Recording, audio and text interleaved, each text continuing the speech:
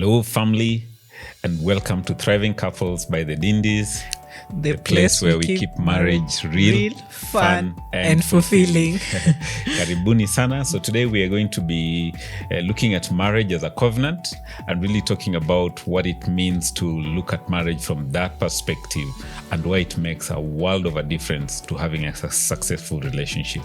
Yeah, a covenant is very different from a contract. Stay tuned. All right.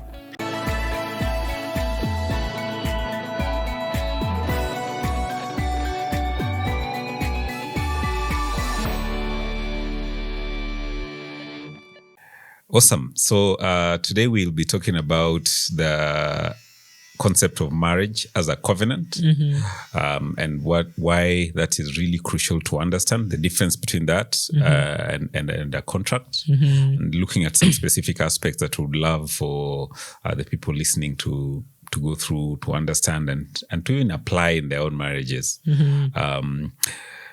It's a huge difference in mindset when you look at marriage as a covenant, not as a contract. And from the very top, I would like to give some quick definitions just to help people understand. When you're talking about a covenant, covenant arrangements, we don't understand them well in today's world, but in the past, people truly understood covenant. And for you to have a covenant, something had to die. At the altar. Yes. Covenant, there was always death. In fact, the root word for covenant from Hebrew means to cut. Yeah, so there is no covenant without shedding of blood. And it just gives you an idea of just how serious a covenant relationship is. And so when you're talking about covenant, in ancient times, what would happen, people would bring an animal, and they would slaughter the animal, and they would actually make a cut on their hands, and they would put their hands together.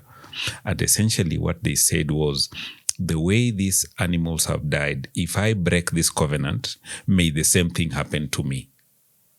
And the essence of covenant was, I'll keep covenant. After I've made this decision, I'm keeping covenant regardless of what you do. So covenant was not based on what the other partner would do. And that is a huge difference between covenant and contract. Because for a contract, there are always clauses, exit clauses. Yeah. Where you say, if you do A, B, C, D, then this contract is null and void. So it is based on certain things. But for covenant, it's completely unconditional. It is against your life. You're saying, I'm committing to do this, and this, regardless of what the other partner does, you keep your side of the covenant. Otherwise, just like the animal died, you should also die. So that is a huge concept. When you bring it down now to marriage, and you're looking at covenant in marriage, when you get married to your spouse, we keep saying that is why you go to an altar. Yeah. An altar is a place of death. So you're dying to self, and you are living now to the we. That is the two of you. So there's death to self and alive to we. And so anytime self tries to pop up in the relationship, you need to remind yourself that we are we. Yeah, we are we. It is not I. It is You not, trim it. Yeah. So at a conceptual standpoint, it's good to know that marriage, as God intended it to be, is a covenant between the two of you, witnessed by God himself. So that really gives it that solemn feel that there is divine audience to this covenant between the two of you, and that this covenant is so deep. In fact, the way God relates with us humans is through covenant, because there's no deeper level of commitment than covenant. So when you look at marriage from that perspective, it helps you understand just how deep the commitment is and how unconditional you have to handle and treat your spouse, and how permanent that relationship is. I think I like to just keep going back to the fact that marriage is not natural. And in this sense, I mean that it's God's idea, and how it should be done can only be done God's way. Because really, to understand covenant and do it the covenant way can only be done with the help of God. And this is because you're doing everything unconditionally. You look at yourself and ask yourself, how am I meant to treat my husband, or how am I meant to treat my wife, if in the husband's case? And by asking yourself those questions, then you go back to the Word of God and ask yourself, how does God expect me to treat my spouse? So it's really based on God's understanding. It's not, the human nature will always fall short. You know, if you get annoyed at your spouse and you just want to show them how annoyed you are, that is not doing it God's way. That means that for better or for worse, you're going to do it the way God wants you to do it. And because you've already alluded to the fact that covenant means a death to self and an appearance of we, you know, a resurrection, you know, the becoming of one, the we, the us. It means that independence has to go. We are still two individuals, but when you look at it as a covenant, then you're tied together as a union, as one unit. And therefore, every time you realize that you're doing so much of every time you're doing so much of very individualistic things, then you're not really serving the marriage. And it means that you have to have interdependence. You know, you have to be checking on with your spouse. You have to be ensuring that you're truly aligned every step of the way. But you just want to do me, it's really not going to serve that marriage. So always remember, at the altar, you surrendered the I as an individual for the sake of we. And every time you want to do something that is just considerate of you as an individual, then remember about the covenant and come back to interdependence and check with your spouse. Yeah. I'd really love for you to speak into this specific aspect, because I see it a lot in the culture where especially the ladies, don't attack us. they'll say, you know, I'm an independent woman. I'm married, but I'm independent. So I do my thing. His money is ours, but my money is mine. If I want to go out with the girls, how do you look at those aspects of independent and married? I think I would start by saying that really it's not fair to get into marriage if you're not willing to yield ground for the sake of the other. And this goes both ways. But now that you bring up the issue of, as a woman, and I know the challenge is for women like me, professional women who, you know, are either employed or running their own businesses, and they're fairly successful. And there might be that feeling of, I do not need someone to make it in life. But the fact remains that you chose to get married. And again, marriage is a choice. And when you choose to get married and do it God's way, then you have to realize that there's a way in which you have to conduct yourself to be able to create space for the other person. And not just create space, to be able to bond with them and connect with them. You know, marriage should be that our lives are so intertwined that I do not know where I begin and where I end and where you begin. We just end up gelling up and becoming one. And when you understand that one, it means our resources are one. My money is our money. Your money is our money. It means that my ambitions have you in the picture. Your ambitions have me in the picture, and all that. Because the thing is that marriage cannot thrive until each individual feels needed and appreciated.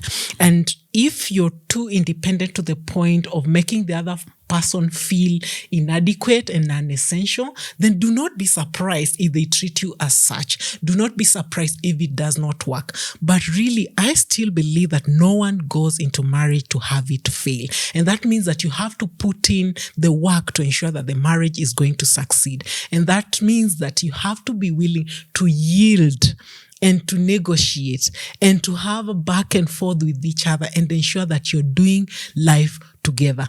The independence of the workwoman or the workman is not going to serve marriage at all. Yeah. I love that. I think there's an accountability aspect as well, because many times when people talk of I want to be independent, what they're really saying is I don't want to be accountable to anyone. I want to do what I want to do, and no one should be able to ask me anything. Remain single. Yes. Yeah, that should be a single mindset in marriage. And so that accountability is important to each other, because that is the only way in which you say, I'm not just doing my thing, you're not just doing your thing. We are accountable to one another. And that is the essence of covenant, because God, when he related to man through a covenant, everything that he did was viewed through the lens of covenant. There are things that he would not do because he said, I have a covenant with man, I cannot do this, because he's seeing it through that lens of the covenant that he has. The promises that he made, for example, to Abraham, he would say, this is the lens of covenant that I'm seeing this man through, and this is the promise I made, and he keeps covenant. And so when we look at marriage from that point of view, it means that every single time anything I want to do, I have to look at it from how does it affect our covenant relationship. So literally everything is colored with that tone of covenant. And so moving forward, there is nothing that is done without considering the covenant. So that really helps a marital relationship. When you're thinking, whatever you're doing, whatever I'm doing, how does this impact on the covenant relationship that we have? And I think really the struggles in this area of covenant, at the root of it is actually pride. You know, that pride that you're not willing to humble yourself enough to be accountable to someone else. You're not willing to humble yourself enough to be considerate to their feelings. That pride in self-worship, in self-idolatry, and lifting yourself beyond probably where you should actually be in the name of self-esteem. Self-esteem, self-value, and worth are very important, but sometimes we over-elevate ourselves and to the point of worship. And this is because the moment you have too much pride to put God at his place and to be considerate to what God has to say in whatever scenario it is you're dealing with in marriage, then you're thinking yourself well above what God has to say. And in that case, you do not care what anyone else, including God, has to say in this particular situation. And you have elevated yourself beyond what is truly your value. If you look at the Garden of Eden, the story of Adam and Eve, when the serpent came to Eve, and we believe that's the devil, he asked her, did God really say? And the enemy, whatever enemy, those thoughts coming to your mind, they keep questioning, did God really say? But are you really seeking to do what God said? It's the issue of, she was told, you will be like God. So Eve did not just want to eat the fruit. She wanted to be like God. Sometimes it's to want to elevate yourself beyond what your jurisdiction is. You want to take yourself much higher. And when you look at it that way, humility will help you be at the right place. And humility is not thinking other people are better than you, but it's just knowing where you are, where you're positioned as a child of God. Where are you at? And if you humble yourself enough, you're going to enjoy the fruit of what God has promised. Exactly. So I think today's world, that self-worship, we keep saying, if you cut our blood in today's culture, the blood group is me positive, because there is an obsession with self, and the rights of self seem to override everything else. Yeah. So people feel very, what is the word I'm looking for? The word that explains when people feel very entitled. That is the word I was looking for. People feel very entitled. Yeah. Yeah. So I come into the relationship with expectations from here to Timbuktu, but I'm not just thinking, about yourself, yes, not the other person. What am I actually going to give? Everybody wants to take. Now, covenant is all about giving. Contract is what am I taking from you? It's a 50-50 kind of scenario, yes. yeah. And so it's important to understand that aspect of covenant. It's purely about giving.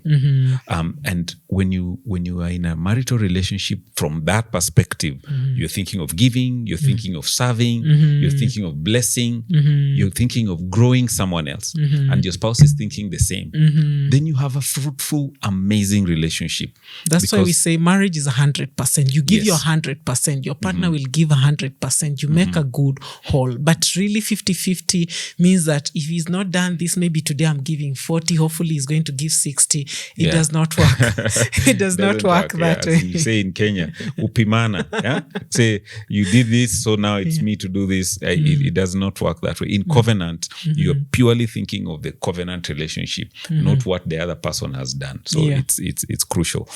The other aspect I wanted us to talk about is the prioritization in marriage, or marriage as a priority with the lens of covenant. Would you talk about that?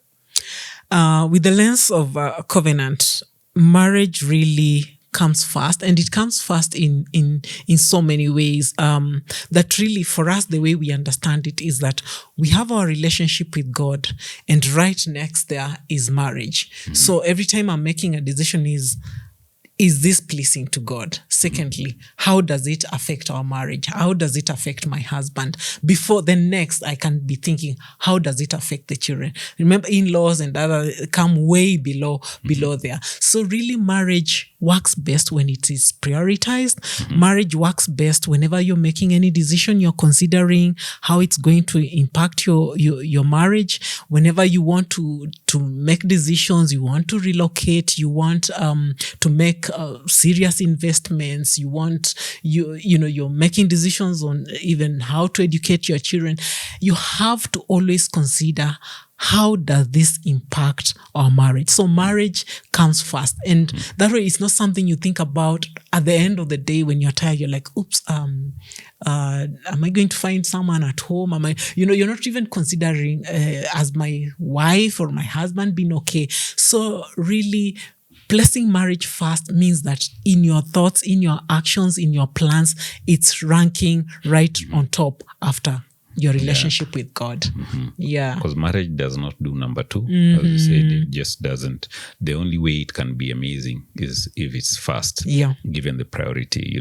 When it comes to covenant, that's how the ancient people handled it. The first thing was always covenant, then everything else follows. Yeah, so they said, how does everything else affect this topmost thing, which is covenant? So I've seen many times, again, in today's culture, even in a home, watoto,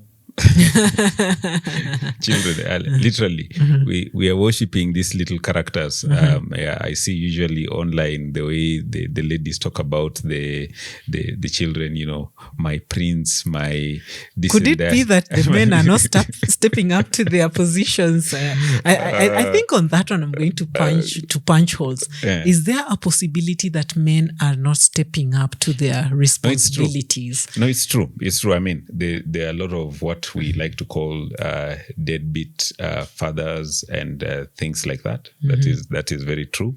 But I'm talking, and not just deadbeat. There could be fathers even present in the home, but not present in terms of action, because being parenting is actually an active process. And being a husband, it takes a lot of active role as a leader. But then again, when you talk about covenant, it means that you're also not going to neglect your spouse just because. Sometimes you can influence someone to step up by just doing things right. Absolutely. You can woo them by your actions. But I just would love to mention, if you elevate the children above your spouse, that's definitely wrong. Like many times we do. Long term, you're not only hurting your relationship, you're even hurting them as children. Yes. Because the children are best served when there's a lot of love and engagement between the father and mother, and they know and understand their place, so that when they leave home and their spouses, they'll treat their spouses the right way. If we behave in a manner, it's as if the children will always be there with us. When the day comes when they go, and the nest is empty, then you start struggling in your own relationship. because you did not give it the priority that it deserved. Because a parent who is elevating the kids above their spouse also shows they are codependent, and that's actually a problem. And it shows that there's something else that's underlying that could be a problem. They're having unmet needs, and they're trying to use their kids to feel that need, and that's very harmful to the kids, because you're trying to get them to fill into shoes that are too big for them. It's very unfair. Let the children be children, and let your spouse be your spouse. Fantastic. That's lovely. So today we talked about covenant. Remember, marriage is a covenant. It is not a contract. Treat it as a covenant, and you'd have an amazing relationship. And give your whole to it. It's 100%. Amazing. See you next time. See you.